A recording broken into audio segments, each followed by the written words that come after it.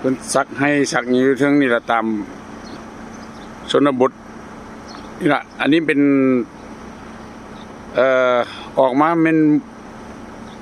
เขตเมืองบ้านห้วยพระหอมห้วยพระหอมเพื่อจะไปอันกะสีกายบางเวียงออกมากายบ้านพระตั้งมาวันนี้รถติดมันแปลงหนทางก็เลยได้แปลงหนทางเลยได้หยุดค่ะใครพูดเอารถ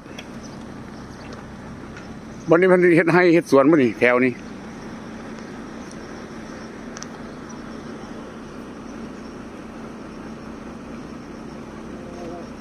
ต้นไม้ไปว่าแถวนี้มันเอาลงหมดเพื่อจะเฮ็ดให้ถึงภูนี่จนบ่มีหยังนึงหัวโลนไปหมด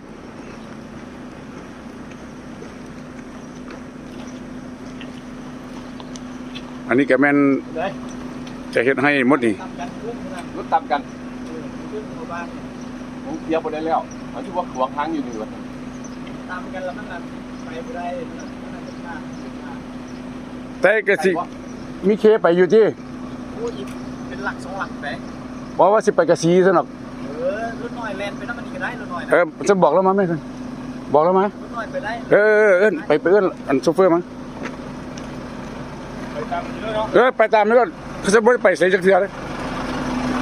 ขอบใจเด้อวันนี้รถติดมันเขาว่ารถต่ำกันว่าซั่นนี่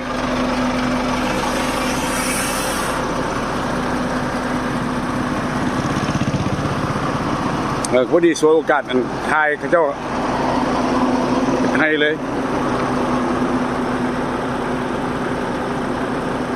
ยกมือเสร็จได้ไหมล่ะโอ้มีแต่ผู้เก่งๆเฮ็ดให้เฮ็ดสวนปลูกข้าวเอาไว้คลิปหน้า